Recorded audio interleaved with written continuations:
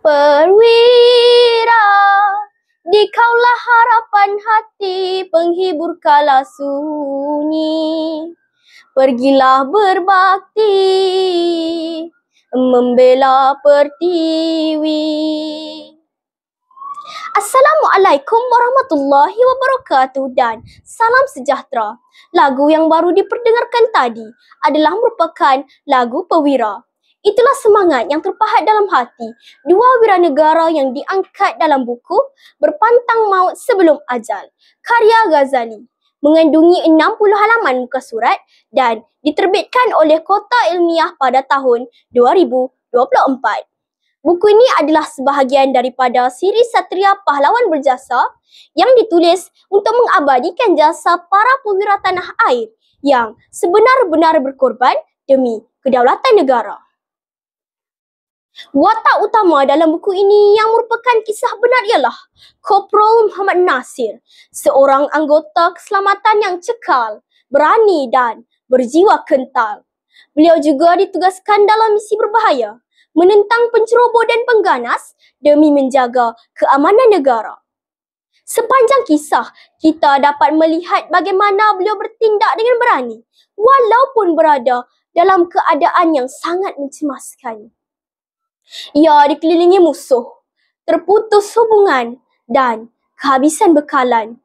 Namun, Korporal Muhammad Nasir tetap tenang, berpandukan semangat juang dan cinta kepada tanah air. Beliau bukan sahaja memimpin dengan tindakan, tetapi juga dengan hati. Ketabahannya memberi inspirasi kepada rakan sepasukan dan membuktikan bahawa semangat seorang pejuang tidak mudah goyah.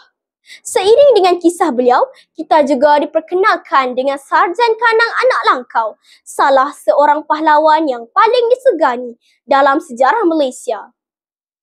Beliau adalah anggota Regimen Ranger Diraja yang sangat berani. Pernah cedera parah tetapi terus mara ke hadapan. Kata-katanya yang terkenal, "Agi hidup, agi ngelaban. Selagi aku hidup, selagi itu aku berjuang." Menjadi lambang keberanian yang luar biasa. Kedua-dua watak ini bukan sekadar nama dalam sejarah. Mereka adalah simbol semangat patriotisme sejati, keberanian yang melampaui batas fizikal, kesetiaan yang tidak berbelah bahagi kepada negara. Sebagai pelajar, saya rasa amat terkesan. Saya mula berfikir, jika mereka sanggup menghadapi peluru dan maut, mengapa saya tidak sanggup menghadapi cabaran belajar? Berpantang maut sebelum ajal bukan sekadar tajuk, malah merupakan nilai berani yang diterapkan dalam diri pembaca sebagai cerminan jiwa seorang pahlawan yang sanggup mempertaruhkan nyawa demi masa depan kita. Pengajaran yang saya perolehi daripada buku ini ialah kita harus berani berjuang demi kebenaran. Tidak mudah berputus asa walaupun berada dalam keadaan sukar dan sentiasa menghargai jasa perwira dan mempertahankan perpaduan. Saya juga perlu berani dan bersedia untuk menempuh dunia penuh cabaran. Tidak menentu dan sukar diramal pada masa kini. Seterusnya bertanggungjawab untuk mencintai tanah air dan ianya mesti disemai sejak kecil. Sebagai pembaca, saya sangat tersentuh dengan watak dalam buku ini.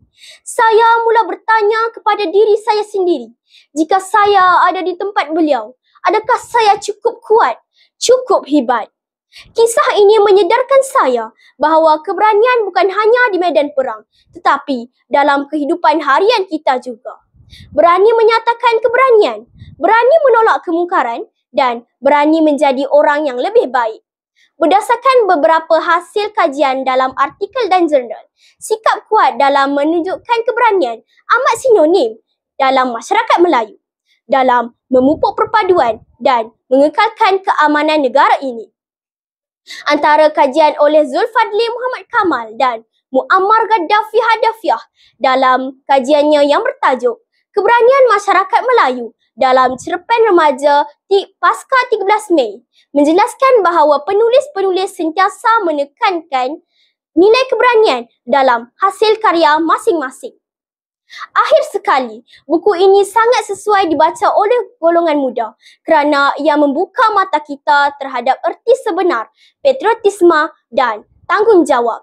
Buku ini juga menyampaikan mesej penting bahawa keamanan yang kita nikmati hari ini bukan datang secara percuma, tapi ia dibayar dengan darah, keringat dan air mata. Sekian, terima kasih.